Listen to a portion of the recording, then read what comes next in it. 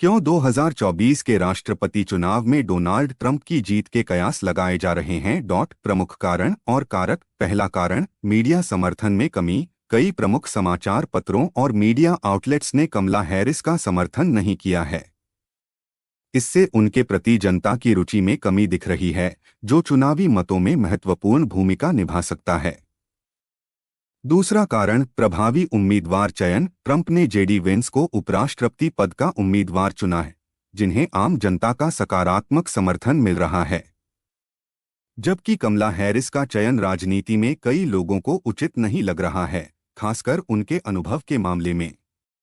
इस प्रकार ट्रंप की ओर झुकाव वाले मतदाता वेंस को एक मजबूत उम्मीदवार के रूप में देख सकते हैं। तीसरा कारण, सेलिब्रिटी और बड़े नामों के समर्थन में बदलाव। कमला हैरिस के पास भले ही कुछ बड़े नामों का समर्थन हो, लेकिन ट्रंप को इन्फ्लुएंसरों और हाई प्रोफाइल व्यक्तियों का समर्थन मिल रहा है, जैसे एलन मस्क, जो उनके लिए महत्वपूर्ण जन समर्थन को बढ़ा सकते हैं। इससे यह स्पष्ट है कि केवल बड़े सेलिब्रिटी समर्थन ही पर्याप्त नहीं, बल्कि मजबूत विचारधारात्मक समर्थन जरूरी है। चौथा कारण, प्रारंभिक मतदान में रिपब्लिकन पार्टी की बढ़त। पहली बार शुरुआती मतदान में रिपब्लिकन पार्टी को बढ़त मिली है, जो कि पिछले दशकों में अनोखी बात है। इसका कारण यह हो सकता है कि ट्रंप के मतदाताओं में जोश और उत्साह अधिक है, जो चुनावी परिणामों को प्रभावित कर सकता है। पांचवा कारण, मतदाताओं की बदलती प्राथमिकताएं। ब्लैक और लैटिनो समुदाय के बीच ट्रंप का समर्थन बढ़ता हुआ नजर आ रहा है, जिससे यह संकेत मिलता है कि पारंपरिक वोटिंग पैटर्न में बदलाव हो रहा है। ये समुदाय अब आर्थिक सुधारों और अन्य मुद्दों के आधार पर वोट दे सकते हैं, जो उनके दैनिक जीवन को प्रभावित करते हैं। छठा कारण, प्रचार और ऊर्जा का महत्व। ट्रंप का प्रचार अभियान अत्यधिक उत्साहपूर्ण और जोशीला है, जो अनिर्णित मतदाताओं को प्रभावित कर सकता है। दूसरी ओर हैरिस का अभियान अपेक्षाकृत शांत दिख रहा है, जो लोगों की भावनाओं को उतना आकर्षित नहीं कर पा रहा है। सातवां कारण, पार्टी पहचान और मतदाता संख्या में बदलाव। रिपब्लिकन पहचान वाले व्यक्तियों की संख्या में वृद्धि देखी जा रही है, जो संकेत देती है कि पार्टी की वफादारी में बदलाव हो रहा है। इससे लंबे समय में भी रिपब्लिकन पार्टी को लाभ हो सकता है। इन सभी पहलुओं से समझा जा सकता है कि ट्रंप की जीत की संभावनाएं मजबूत हो रही हैं, खासकर यदि वे पारंपरिक मतदाताओं के अलावा नए मतदाताओं को भी अपनी ओर खींचने में सफल होते हैं। ट्रंप के 2024 चुनावी वादे। यूक्रेन युद्ध समाप्त करना।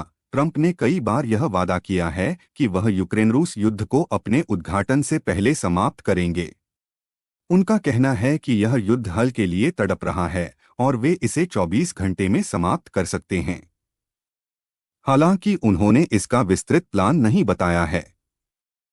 सबसे बड़ा निर्वासन अभियान। ट्रंप ने अमेरिकी इतिहास में सबसे बड़े निर्वासन अभियान की योजना बनाई है, जिसमें अवैध आप्रवासियों, ड्रग डीलरों और मानव तस्करों को निशाना बनाया जाएगा। उन्होंने कहा कि इसके लिए वह हर संघीय और राज्य शक्तियों का उपयोग करेंगे। स्कूल फंडिंग में कटौती।